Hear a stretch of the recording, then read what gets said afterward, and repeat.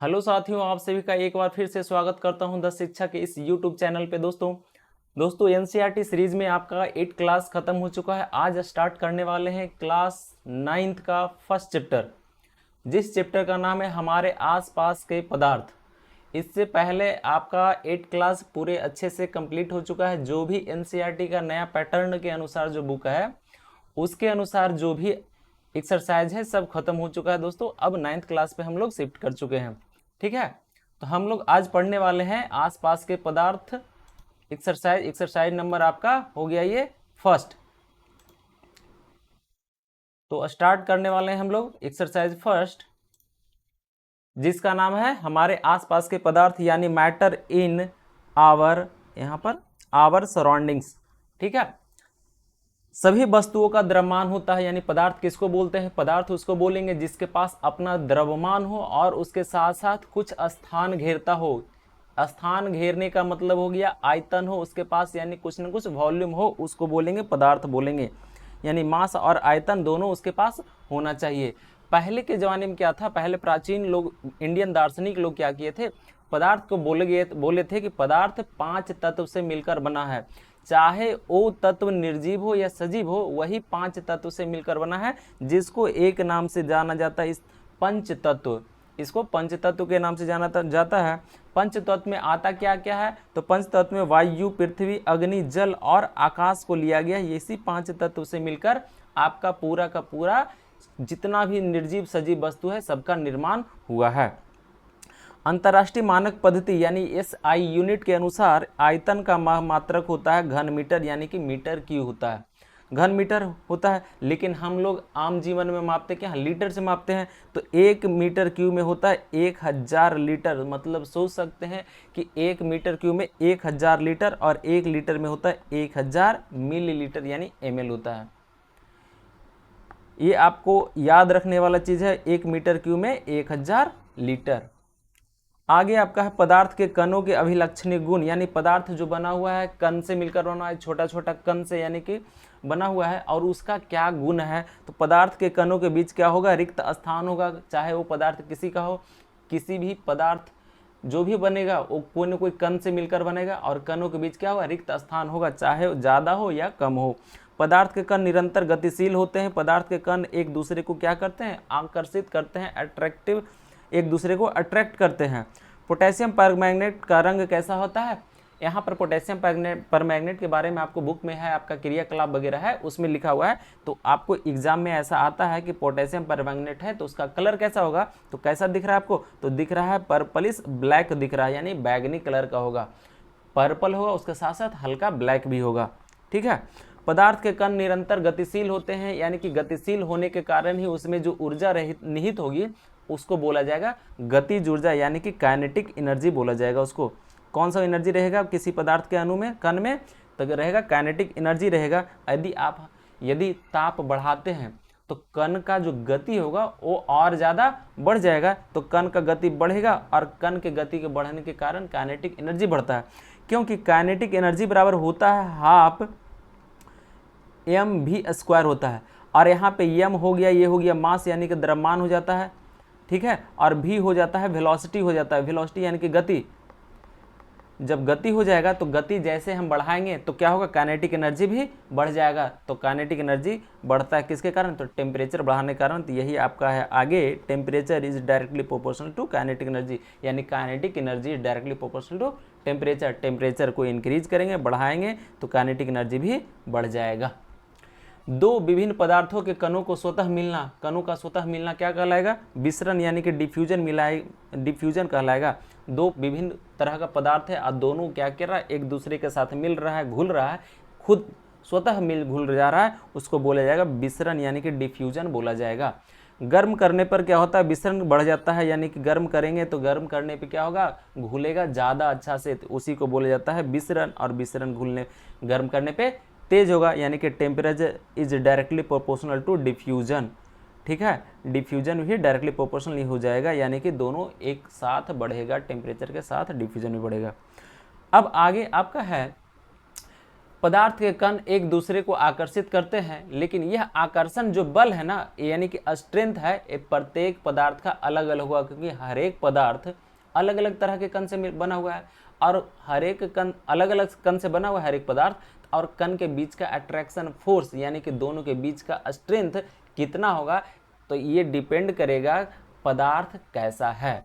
यानी अब एक लोहा का रहेगा और एक आपका रहेगा लकड़ी का रहेगा, तो लोहे के बीच के कण का अट्रैक्शन फोर्स ज़्यादा होता है, इसलिए उस क्या होता है, वो ज़्यादा स्ट्रेंथ होता है, उसको एक दूसरे के बीच का आकर्षण उसमें ज़्यादा होगा एज कम्पेयर टू लकड़ी का। आगे बढ़ते हैं। आगे आपका है पदार्थ की अवस्थाएं यानी स्टेट ऑफ मैटर, पदार्थ कौन कौन से अवस्था में मिलते हैं।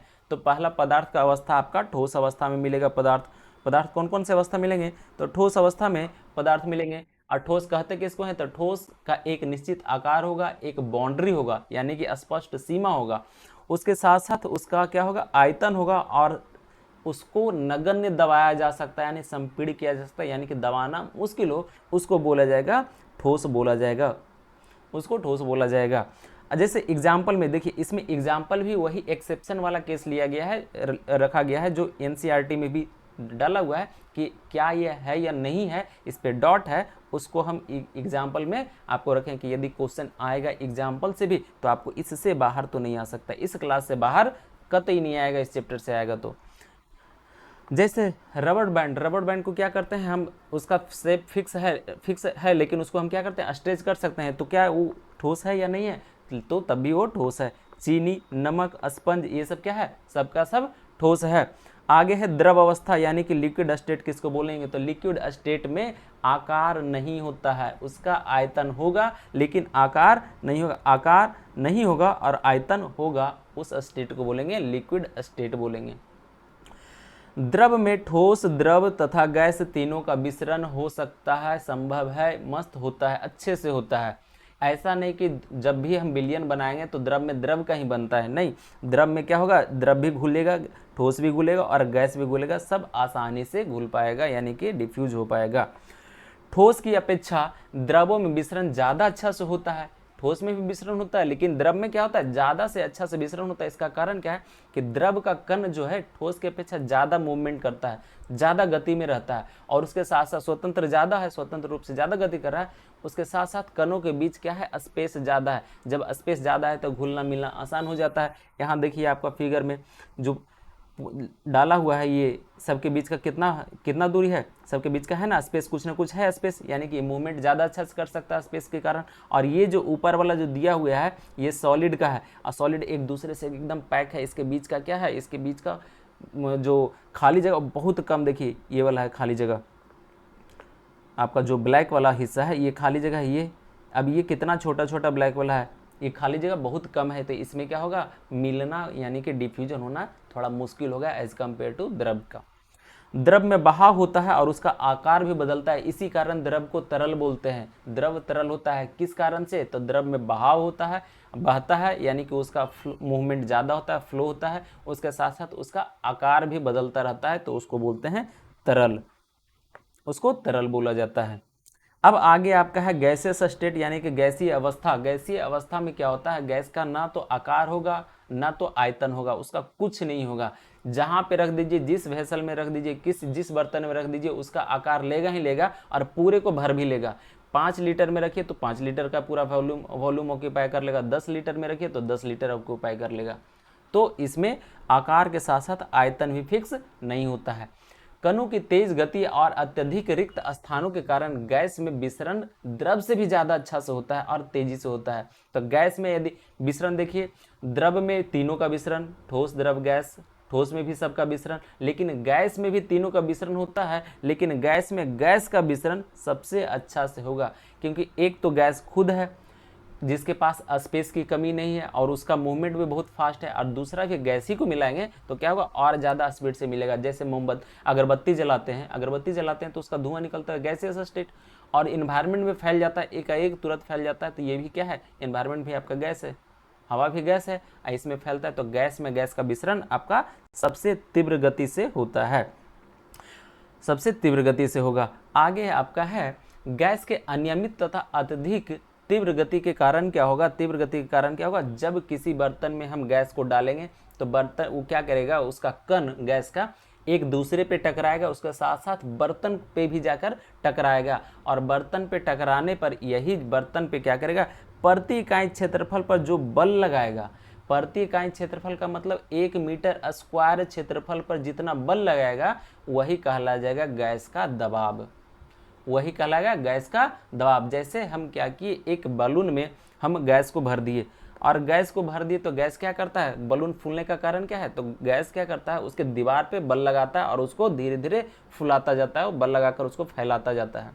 लेकिन अब ऐसा होता है कि कभी कभार और भी गैस उसके कैपेसिटी से ज़्यादा भर रहे होते हैं, तो क्या करता है, दीवार पे हमेशा चोट कर रहा होता है, और जहाँ से उसको देखेगा कि थोड़ा सा भी खराबी है या थोड़ा सा भी कमज़ोर पड़ रहा है, तो वहाँ से फाड़कर गैस क्या करता है, फोर्स इतना कस के लगाता है कि बॉलून को फाड़कर निकल जाता है। तो अब यदि पूछा जाए कि किसका कण सबसे ज़्यादा गतिशील होता है, तो सबसे ज़्यादा गतिशील होगा गैस का कण, उसके बाद आपका होगा द्रव का, उसके बाद आपका ठोस का। और स्पेस भी पूछा जाए कि किसके कण के बीच में स्पेस ज़्यादा होता है, तो सबसे ज़्यादा स्पेस भी गैस का होगा, और उसके बाद द्रव का, उसके बाद ठोस का होगा।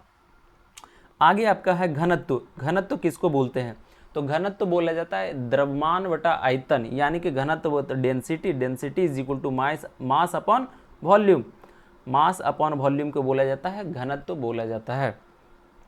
पदार्थ की अपनी अवस्था को बदलने के कारण क्या है, तापमान है। तापमान ही किसी पदार्थ का अवस्था को बदल सकता है, बिना तापमान के अवस्था परिवर्तित नहीं होता है। जैसे आगे देखिए आपको दिखाया गया है, ये सॉलिड स्टेट है, आइस है ना, सॉलिड स्टेट, सॉलिड स्टेट से यदि हमको जाना रहा, सॉलिड स्टेट है, सॉलिड स्टेट से लिक्विड में जाना है, यानी कि ये द्रव अवस्था में जाना है, तो क्या करा जा रहा है, टेम्परेचर को बढ़ाया जा रहा है, और टेम्परेचर बढ़ा दिया तो क्या करेगा, द्रव चला जाएगा गैसियस अवस्था में चला जाएगा।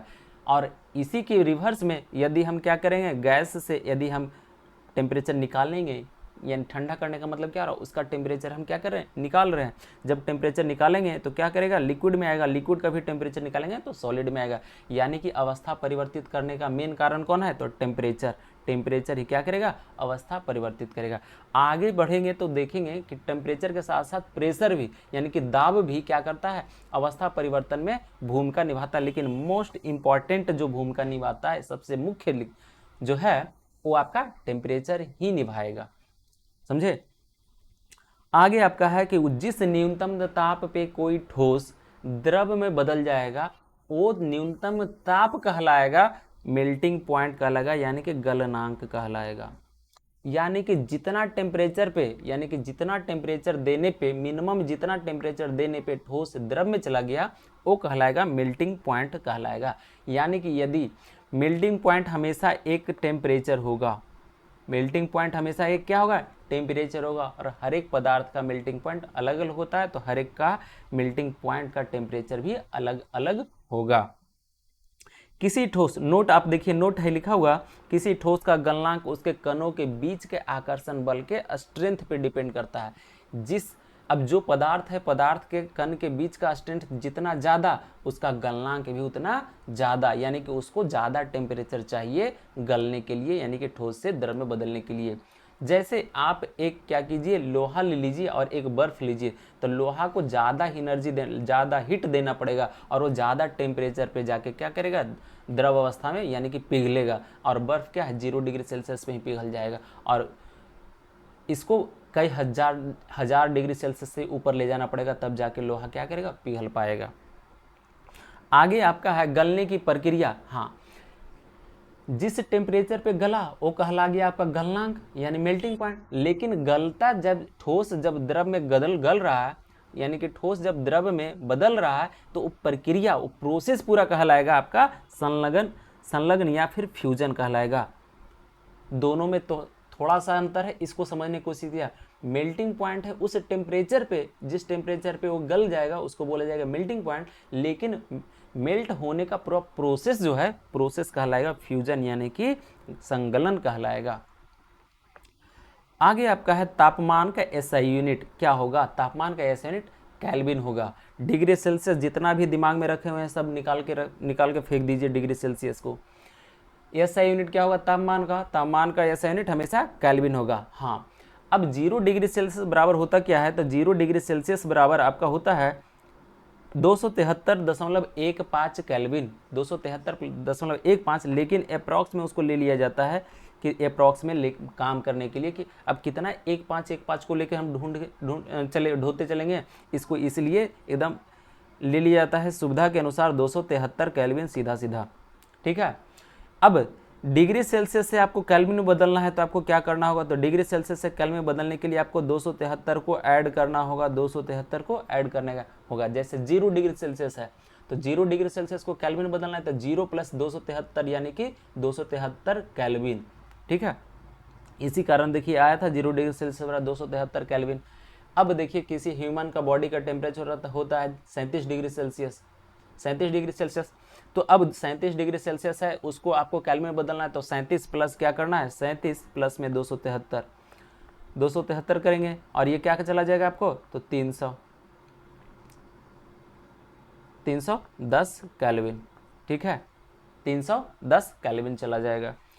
अब इसका जस्ट रिवर्स, यदि आपको केल्विन में से जाना है, डिग्री सेल्सियस में जाना है तो आपको करना होगा 273 माइनस कर लेना है। आगे चलते हैं, ठोस से द्रव में परिवर्तन होने का प्रोसेस क्या है। अब ठोस से द्रव में होने का प्रोसेस कहलाता क्या था, तो प्रोसेस कहला रहा था फ्यूजन, संलग्न कहला रहा था, लेकिन कैसे ठोस से द्रव में पहुंचता है इसके बारे में थोड़ा चर्चा करते हैं। ठोस में क्या होता है, ठोस में एक दूसरे से ज़्यादा पैक्ड रहता है, ज़्यादा अट्रैक्टेड रहता है। जब हम क्या करते हैं, हीट देते हैं, टेम्परेचर देते हैं, तो टेम्परेचर देने पे क्या होता है, कण जो होता है वाइब्रेट होना स्टार्ट करता है, और टेम्परेचर देते हैं तो क्या होता है, और ज़्यादा वाइब्रेट होने लगता है, तो उसमें गतिज ऊर्जा धीरे धीरे बढ़ जाता है, और गतिज ऊर्जा इतना बढ़ जाता है कि जो दो कण के बीच अट्रैक्शन यानी कि आकर्षण जो लग रहा था ना, उसके ऊपर चला जाता है। तो ऊपर जाने से यानी कि हम एनर्जी दिए इधर से हीट के माध्यम से इतना कि गतिज ऊर्जा उसको इतना दिए कि वो अपना जगह से क्या किया, वाइब्रेट होते होते जगह छोड़कर स्वतंत्र रूप से घूमने लगा। तो स्वतंत्र रूप से घूमने लगा तो किस अवस्था में आ गया, और यही अवस्था कहलाता है द्रव अवस्था, यानी कि स्वतंत्र रूप से अपना जगह से क्या किया, सब कण बिखर गया इधर उधर, इसका मतलब वो चला गया द्रव अवस्था। यही प्रोसेस होता है। टेम्परेचर देने से क्या होगा, टेम्परेचर देने से गतिज ऊर्जा बढ़ेगा, गतिज ऊर्जा बढ़ने के कारण क्या होगा, वाइब्रेशन दोनों में ज़्यादा होगा, और वाइब्रेशन होने के कारण क्या होगा, अपना पोजीशन कण छोड़ देगा, कण अपना पोजीशन छोड़ देगा और स्वतंत्र रूप से घूमने लगेगा। हाँ, यदि और भी हम हीट देते रहे और देते चले गए कि ठीक है ये तो छोड़ दिया, और भी देते रहेंगे तो क्या करेगा, तो जितना जो स्वतंत्र रूप से घूम रहा था वो और भी ज़्यादा स्वतंत्र रूप से घूमने लगेगा, और उससे भी ज़्यादा क्या करेगा, उसका गतिज ऊर्जा हो जाएगा, तब वो क्या होगा, वेपर में चला जाएगा, यानी कि गैसीय अवस्था में चला जाएगा फिर। ठीक है, आगे आपका है गुप्त उष्मा किसको बोलते हैं, तो गुप्त उष्मा उसको बोलते हैं जब किसी पदार्थ को अवस्था परिवर्तित कर रहे होते हो, तो पदार्थ का अवस्था परिवर्तित करने के दौरान यदि टेम्परेचर में वृद्धि ना हो और अवस्था में चेंज होना स्टार्ट हो जाए, तब जो हीट हम उतना दिए, टेम्परेचर जिसमें बढ़ नहीं रहा है लेकिन उसमें क्या हो रहा है, अवस्था चेंज हो रहा है, तो उसके दरमियान जितना हम हीट दिए, जो हीट एब्जॉर्ब करके अवस्था में बदला, वो हीट ही कहलाएगा, गुप्त उष्मा कहलाएगा। जैसे समझिए 0 डिग्री पे बर्फ भी रहता है और 0 डिग्री सेल्सियस पे आपका पानी भी रहता है। तो 0 डिग्री सेल्सियस पे बर्फ है, बर्फ को हम हीट देना स्टार्ट किए तो टेम्परेचर तो अभी भी 0 है, लेकिन वो हीट क्या किया, बर्फ धीरे धीरे एब्जॉर्ब करके क्या बन गया, पानी बन गया, और पानी भी अभी भी 0 डिग्री सेल्सियस पे है। तो पानी में क्या है, हीट का एनर्जी जितना हम दिए वो स्टोर है, तो पानी में ज़्यादा एनर्जी होगा एज कंपेयर टू बर्फ में, और वो एनर्जी किसके कारण ज़्यादा होगा, तो गुप्त उष्मा के कारण ज़्यादा होगा, लैटेंट हीट के कारण ज़्यादा होगा। वही आगे भी आपको दिया गया है। अब बोला गया है क्वथनांक किसको बोलेंगे, बॉइलिंग पॉइंट किसको बोलेंगे, तो एटमॉस्फेरिक टेम्परेचर पर यानी कि वायुमंडलीय दाब पर, या अब वायुमंडलीय दाब कितना होता है, तो 1 ATM इसको बोला जाता है, 1 एटमॉस्फेरिक प्रेशर 1 ATM पर जब द्रव उबलने लगता है, जिस टेम्परेचर पर द्रव उबलता है, जिस ताप पे उबलता है, उस ताप को बोला जाता है बॉइलिंग पॉइंट। तो बॉइलिंग पॉइंट भी कुछ नहीं, एक तरह का क्या है, ये टेम्परेचर है। जैसे वाटर का बॉइलिंग पॉइंट कितना होता है, पानी का बॉइलिंग पॉइंट होता है 100 डिग्री सेल्सियस। ठीक है, 100 डिग्री सेल्सियस होता है बॉइलिंग पॉइंट होता है वाटर का। तो बॉइलिंग पॉइंट भी क्या है, जैसे मेल्टिंग पॉइंट गलनांक भी एक तरह का बिंदु क्या था, टेम्परेचर था, उसी तरह क्वथनांक भी एक तरह का टेम्परेचर है। और हर एक पदार्थ का क्वथनांक अलग अलग होता है, क्योंकि हर एक पदार्थ अलग अलग कण से मिलकर बना होता है, तो उसके बीच का अट्रैक्शन फोर्स भी अलग अलग होता है, तो बॉइलिंग पॉइंट भी अलग अलग होगा। आगे आपका है 100 डिग्री सेल्सियस यानी 373 केल्विन पे कोई जल है, और 100 डिग्री सेल्सियस पर ही क्या होता है, भाप में भी बदल जाता है।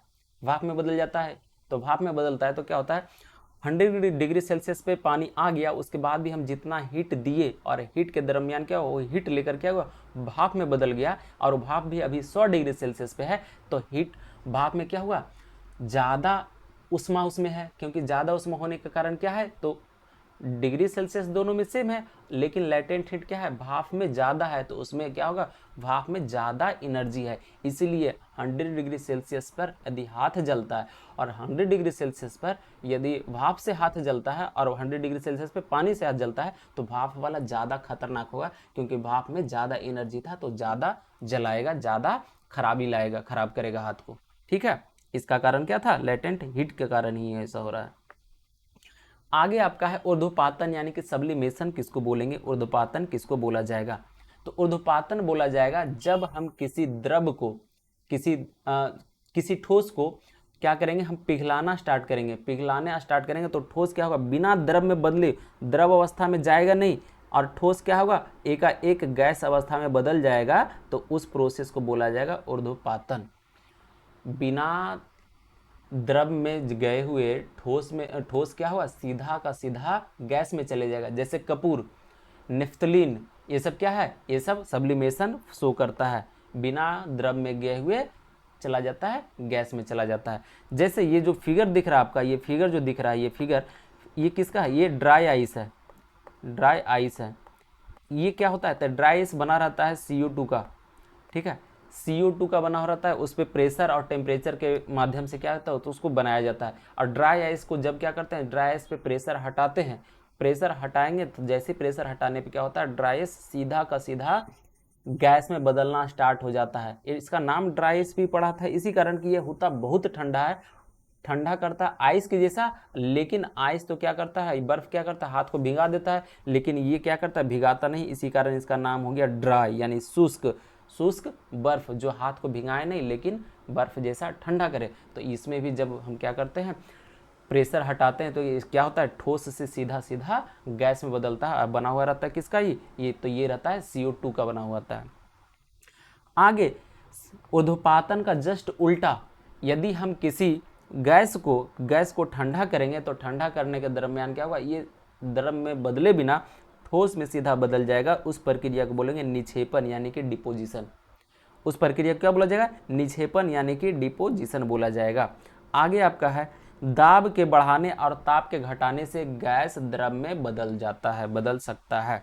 दाब को बढ़ाने यानी कि दाब को प्रेशर बोलते हैं, प्रेशर को बढ़ाइएगा और टेम्परेचर को कम करेंगे, तो जब टेम्परेचर कम करेंगे तो क्या होगा, तो टेम्परेचर कम करने पे क्या होगा, गैस धीरे धीरे ठोस बदलना स्टार्ट होगा, इससे क्या होगा, गैस ठोस में जाएगा, गैस चला जाएगा सॉलिड में, गैस जाएगा सॉलिड में, कब, तब प्रेशर को बढ़ाएंगे और टेम्परेचर को कम करेंगे। और इसी के जस्ट उल्टा, यदि प्रेशर को कम कर रहे हैं और टेम्परेचर को बढ़ा रहे हैं, तब क्या होगा, तब ये भी बदल जाएगा, ये भी क्या होगा, सॉलिड क्या हो जाएगा, सॉलिड बदल जाएगा गैस में, क्योंकि टेम्परेचर बढ़ा रहे हैं तो सॉलिड भी धीरे धीरे गैस में बदलेगा, और प्रेशर को कम कर रहे हैं तो अब देखिए, आपको बोले थे इसके पहले कि टेम्परेचर पे तो अवस्था डिपेंड करता है, लेकिन कुछ कुछ क्या करता है आपका, इस पे भी डिपेंड करता है, आपका प्रेशर पर भी डिपेंड करता है। आगे आपका लिखा हुआ है पदार्थ की अवस्थाएं यानी कि ठोस द्रव गैस जो होता है, दाब और ताप पे दोनों द्वारा तय किया जाएगा कि कौन दाब किस अवस्था में होगा। तो इसके पहले तापमान पे था, अब क्या हुआ, इसके बाद पता लगे कि दाब भी एक ऐसा चीज़ है जिससे क्या होगा, अवस्था पे आपको इससे बहुत अच्छे अच्छे क्वेश्चन इससे, अब ये वन लाइनर पढ़ा रहे, इससे क्वेश्चन कैसे आता, यदि क्वेश्चन आता तो बोला जाएगा कि द्रव पदार्थ की अवस्था किस पे निर्भर करती है, ताप पर, दाब पर, घनत्व पर, या फिर और भी 2-4 ऑप्शन रहता, तो आपको ऑप्शन क्या आता, एक से अधिक वाला ऑप्शन आएगा, यानी कि दाब और ताप दोनों पर डिपेंड करेगा। आपका ये ट्रायंगल जो दिख रहा है, ये जो ट्रायंगल में जो बना हुआ है ये वही अवस्था परिवर्तन का नाम लिखा हुआ है कि द्रव से जाएगा गैस में, गैस क्या होगा, गैस से ठोस में जाएगा तो उसको क्या बोलेंगे, ठोस से द्रव में जाएगा क्या बोलेंगे। जो अभी तक पढ़ाया गया उसी का आपका क्या है, ये एक तरह का मैप है। ये आप इसको आराम से देख सकते हैं इसको कि किसको क्या बोलते हैं, एक रिवीजन के तौर पर। आगे बढ़ते हैं। आगे आपका है बाष्पीकरण यानी कि इवेपोरेशन। इवेपोरेशन किसको बोलते हैं, तब जब क्या होता है बॉइलिंग पॉइंट किसी टेम्परेचर पे होता है ना, तो किसी टेम्परेचर पर जाकर क्या हो रहा है, द्रव गैस में बदल रहा है, और बिना उस टेम्परेचर पे गए यानी क्वथनांक पे गए, बिना बॉइलिंग पॉइंट पे गए हुए यदि द्रव गैसीय अवस्था में बदल जा रहा है, भाप में बदल जा रहा है, उसको बोला जाएगा क्या हो रहा है, वो बाष्पीकरण हो रहा है। उस प्रक्रिया को क्या बोलेंगे, बाष्पीकरण। यानी कि बाष्पीकरण क्वथनांक से कम टेम्परेचर पर बदलेगा। यदि क्वथनांक के बाद बदल रहा है, क्वथनांक पे बदल रहा है, तो बाष्पीकरण नहीं है, वो बॉइलिंग पॉइंट है। ठीक है। आगे आपका है बाष्पीकरण की प्रक्रिया। बाष्पीकरण की प्रक्रिया कैसे होती है, तो द्रव के सतह बाष्पीकरण हमेशा, एक चीज़ तो फिक्स है कि बाष्पीकरण होगा तो ये हमेशा क्या होगा, ऊपरी सतह पे होगा। तो बाष्पीकरण स्टार्ट होगा तो ऊपरी सतह से स्टार्ट होगा बाष्पीकरण होना। ठीक है। तो बाष्पीकरण द्रव में सतह पर स्थित कुछ कण, जो कुछ कणों के कुछ अंश होते हैं, यानी कि ऊपर वाला जो थोड़ा सा कण का जो अंश होगा उसका गतिज ऊर्जा इतना ज़्यादा बढ़ जाता है, जिससे क्या होता है दूसरे कण के साथ, जो नीचे वाले कण के साथ लगे हुए होते थे, उसका साथ जो आकर्षण बल है वो खत्म हो जाता है और ये उड़ जाता है। यही कहलाता है वाष्पीकरण कहलाता है। ये होता कैसे है, ऊपर का सरफेस का जो पार्टिकल है, पार्टिकल के पास क्या हुआ, कुछ ना कुछ अपना उसके पास गतिज ऊर्जा होगा, और वो गतिज ऊर्जा ले लेता है अदर पार्टिकल आसपास से, और नहीं तो फिर इन्वायरमेंट से क्या करता है, ऊष्मा को खींचता है। इन्वायरमेंट से ऊष्मा को खींचा और ऊष्मा खींच कर क्या हो, ऊपरी वाला का क्या हुआ, गतिज ऊर्जा ज़्यादा बढ़ा लिया, और गतिज ऊर्जा ज़्यादा बढ़ा तो ज़्यादा बढ़ने से क्या हुआ, वो अपना पोजीशन छोड़ा, तो द्रव में था और पोजीशन छोड़ा तो गैस में सीधा परावर्तित हो जाएगा, और यही प्रक्रिया कहलाएगा वाष्पीकरण कहलाएगा। ठीक है।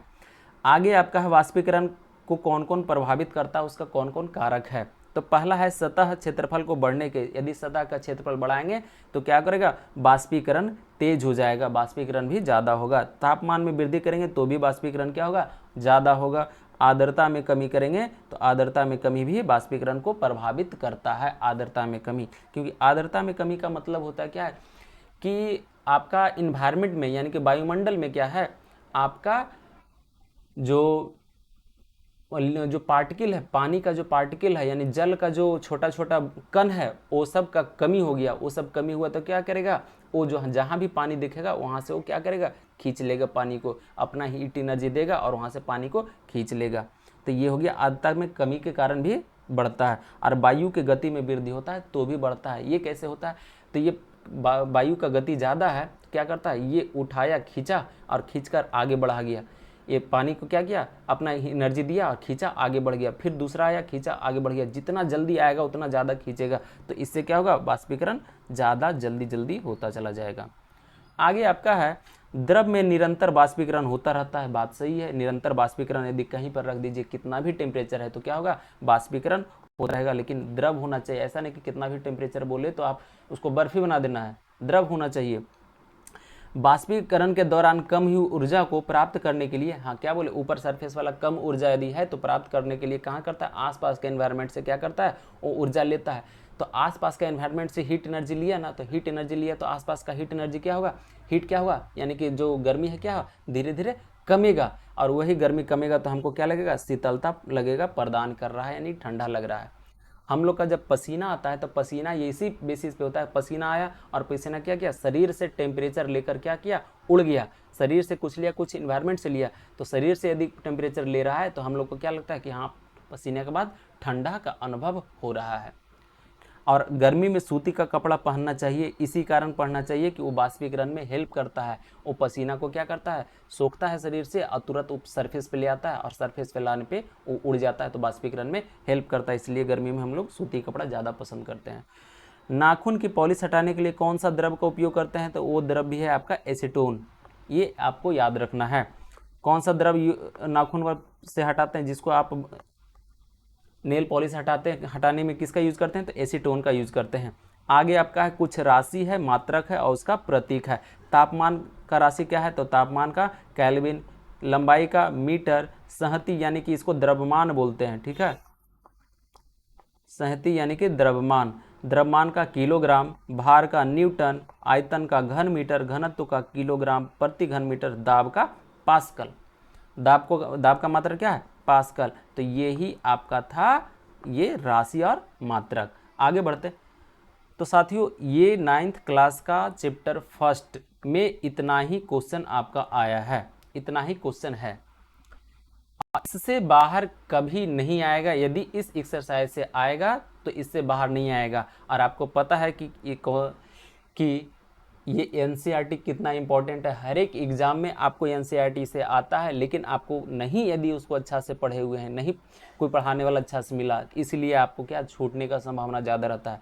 आप ये वीडियो आप देख लिए, इसका मतलब ये चैप्टर आपका पूरी तरह से आ जाएगा। जो भी क्वेश्चन पूछा जाएगा इससे ज़्यादा नहीं पूछा जा सकता है। अब कितना भी क्वेश्चन इससे बनाएगा तो यहीं से आएगा, इससे ज़्यादा नहीं बन सकता है क्वेश्चन। तो दोस्तों यदि आप यहाँ तक पहुँच गए हैं तो आप इस वीडियो को लाइक और चैनल को सब्सक्राइब करना कृपया ना भूलें। ये आपका इसमें बहुत कम टाइम लगेगा, लेकिन आपका एक सब्सक्राइब, एक लाइक हम लोग को, मेरे को बहुत ज़्यादा मोटिवेट करता है आगे और वीडियो और अच्छे मेहनत कर अच्छे वीडियो बनाने के लिए, ठीक है। तो आपको जैसा भी हो आप सजेशन दीजिए, कैसा क्या लगा आप कमेंट कर सजेशन दे सकते हैं। इसी के साथ दोस्तों ये चैप्टर खत्म होता है, तब तक के लिए जय हिंद।